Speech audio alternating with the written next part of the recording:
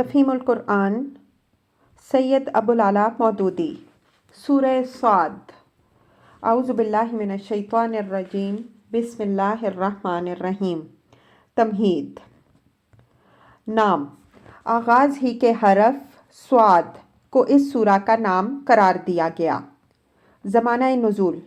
جیسا کہ آگے چل کر بتایا جائے گا، بعض روایات کی روح سے یہ سورت اس زمانے میں نازل ہوئی جب نبی صلی اللہ علیہ وسلم نے مکہ معظمہ میں اعلانیہ دعوت کا آغاز کیا تھا اور قریش کے سرداروں میں اس پر کھلبلی مچ گئی تھی۔ اس لحاظ سے اس کا زمانہ نزول تقریباً نبوت کا چوتھا سال قرار پاتا ہے۔ بعض دوسری روایات اسے حضرت عمر رضی اللہ عنہ کے ایمان لانے کے بعد کا واقعہ بتاتی ہیں اور معلوم ہے کہ وہ ہجرت حبشہ کے بعد ایمان لائے تھے۔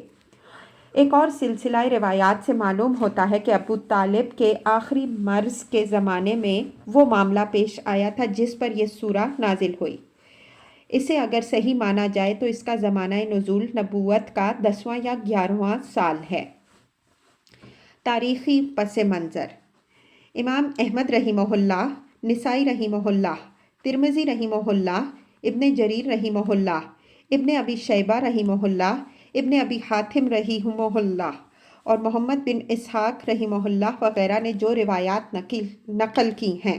ان کا خلاصہ یہ ہے کہ جب ابو طالب بیمار ہوئے اور قریش کے سرداروں نے محسوس کیا کہ اب یہ ان کے آخری وقت ہے تو انہوں نے آپس میں مشورہ کیا کہ چل کر شیخ سے بات کرنی چاہیے، وہ ہمارا اور اپنے بھتیجے کا جھگڑا چکا جائیں تو اچھا ہے،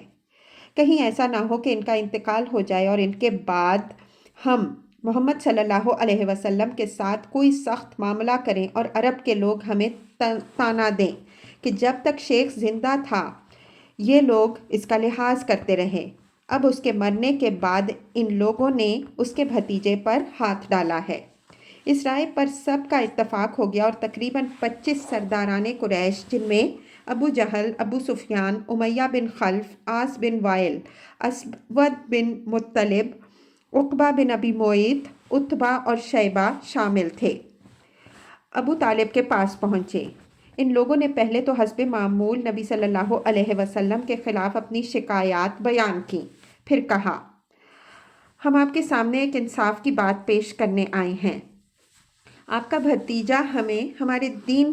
پر چھوڑ دے اور ہم اسے اس کے دین پر چھوڑ دیتے ہیں، اور جس معبود کی عبادت کرنا چاہے کرے، ہمیں اس سے کوئی تعرض نہیں، مگر وہ ہمارے معبودوں کی مذمت نہ کرے اور یہ کوشش نہ کرتا پھرے کہ ہم اپنے معبودوں کو چھوڑ دیں۔ اس شرط پر آپ ہم سے اس کی صلح کرا دیں۔ ابو طالب نے نبی صلی اللہ علیہ وسلم کو بلایا اور آپ صلی اللہ علیہ وسلم سے کہا کہ بھتیجے، یہ تمہاری قوم کے لوگ میرے پاس آئے ہیں، ان کی خواہش ہے کہ تم ایک منصفانہ بات پر ان سے اتفاق کر لو تاکہ تمہارا اور ان کا جھگڑا ختم ہو جائے۔ پھر انہوں نے وہ بات حضور صلی اللہ علیہ وسلم کو بتائی جو سرداران قریش نے ان سے کہی تھی۔ نبی صلی اللہ علیہ وسلم نے جواب میں فرمایا، چچا جان، میں تو ان کے سامنے ایک ایسا کلمہ پیش کرتا ہوں جسے اگر یہ مان لیں تو عرب ان کے تابع فرمان اور عجم ان کا باج گزار ہو جائے۔ یہ سن کر پہلے تو وہ لوگ سٹ پٹا گئے، ان کی سمجھ میں نہ آتا تھا کہ آخر کیا کہہ کر ایسے ایک مفید کلمے کو رد کر دیں۔ پھر کچھ سنبھل کر بولے، تم ایک کلمہ کہتے ہو، ہم ایسے 10 کلمے کہنے کو تیار ہیں، مگر یہ تو بتاؤ کہ وہ کلمہ کیا ہے۔ آپ صلی اللہ علیہ وسلم نے فرمایا، لا الہ الا اللہ۔ اس پر وہ سب یک بارگی اٹھ کھڑے ہوئے اور وہ باتیں کہتے ہوئے نکل گئے جو اس سورت کے ابتدائی حصے میں اللہ تعالیٰ نے نقل کی ہیں۔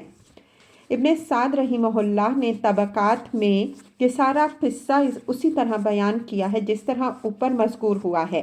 مگر ان کی روایت کے مطابق یہ ابو طالب کے مرض وفات کا نہیں بلکہ اس وقت کا واقعہ ہے جب حضور صلی اللہ علیہ وسلم نے دعوت عام کی ابتدا کی تھی اور مکے میں پے در پے یہ خبریں پھیلنی شروع ہو گئی تھیں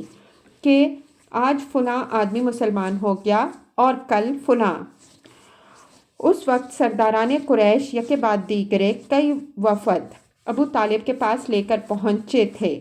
تاکہ وہ محمد صلی اللہ علیہ وسلم کو اس تبلیغ سے روک دیں، اور انہی وفود میں سے ایک وفد کے ساتھ یہ گفتگو ہوئی تھی۔ زمخشری رحمہ اللہ، رازی رحمہ اللہ، نیسابوری رحمہ اللہ اور بعض دوسرے مفسرین کہتے ہیں کہ یہ وفد ابو طالب کے پاس اس وقت گیا تھا جب حضرت عمر رضی اللہ عنہ کے ایمان لانے پر سرداران قریش بوکھلا گئے، لیکن کتب روایت میں کسی میں بھی اس کا حوالہ ہمیں نہیں مل سکا، اور نہ ان مفسرین نے اپنے ماخذ کا حوالہ دیا ہے۔ تاہم اگر یہ صحیح ہو تو یہ بات سمجھ میں آنے والی بات ہے، اس لیے کہ کفار قریش پہلے ہی دیکھ کر گھبرائے ہوئے تھے کہ اسلام کی دعوت لے کر ان کے درمیان سے ایک ایسا شخص اٹھا ہے جو اپنی شرافت، بے داغ سیرت اور دانائی و سنجیدگی کے اعتبار سے ساری قوم میں اپنا جواب نہیں رکھتا،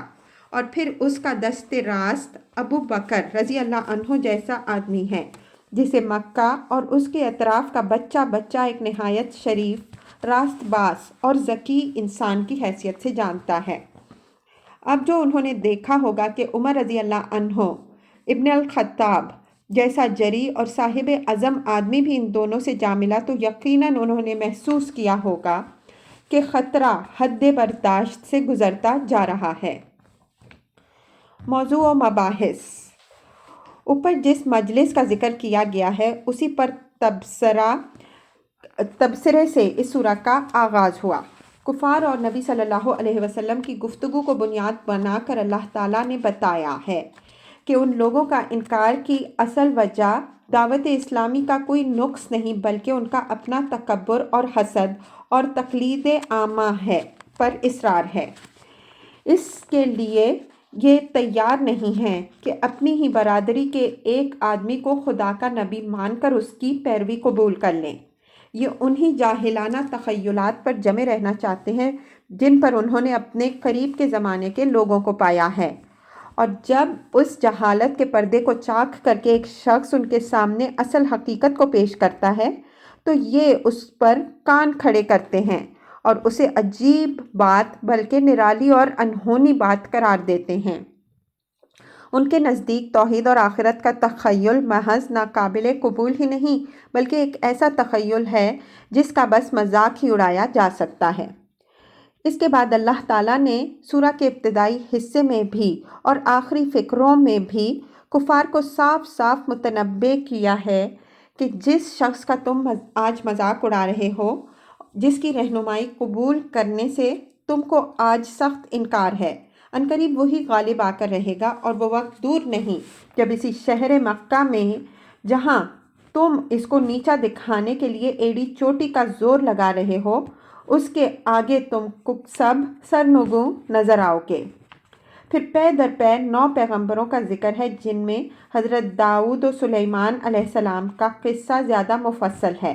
اللہ تعالیٰ نے یہ بات سامعین کے ذہن نشین کرائی ہے کہ اس کا قانون عدل بالکل بے لاگ ہے، اس کے ہاں انسان کا صحیح رویہ ہی مقبول ہے،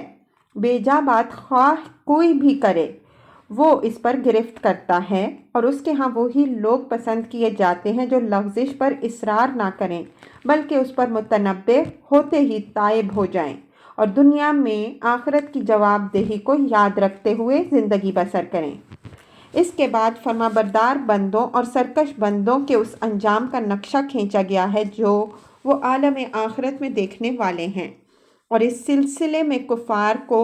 2 باتیں خاص طور پر بتائی گئی ہیں۔ ایک یہ کہ آج جن سرداروں اور پیشواؤں کے پیچھے جاہل لوگ اندھے بن کر ضلالت کی راہ چلے جا رہے ہیں، کل وہی جہنم میں اپنے پیرووں سے پہلے پہنچے ہوئے ہوں گے اور دونوں ایک دوسرے کو کوس رہے ہوں گے۔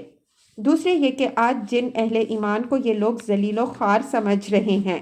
کل یہ آنکھیں پھاڑ پھاڑ کر حیرت کے ساتھ دیکھیں گے کہ ان کا جہنم میں کہیں نام و نشان تک نہیں ہے اور یہ خود اس کے عذاب میں گرفتار ہیں۔ آخر میں قصہ آدم و ابلیس کا ذکر ہے، اور اس سے مقصود کفار قریش کو یہ بتانا ہے کہ محمد صلی اللہ علیہ وسلم کے آگے جھکنے سے جو تکبر تمہیں مانے ہو رہا ہے، وہی تکبر آدم علیہ السلام کے آگے جھکنے سے ابلیس کو بھی مانے ہوا تھا۔ خدا نے جو مرتبہ آدم علیہ السلام کو دیا تھا اس پر ابلیس نے حسد کیا، حکم خدا کے مقابلے میں سرکشی اختیار کر کے لعنت کا مستحق ہوا۔ اسی طرح جو مرتبہ اللہ تعالیٰ نے محمد صلی اللہ علیہ وسلم کو دیا ہے اس پر تم حسد کر رہے ہو اور اس بات کے لیے تیار نہیں ہو جسے خدا نے رسول مقرر کیا ہے اس کی اطاعت کرو، اس لیے جو انجام ابلیس کا ہونا ہے وہی آخر کار تمہارا بھی ہونا ہے۔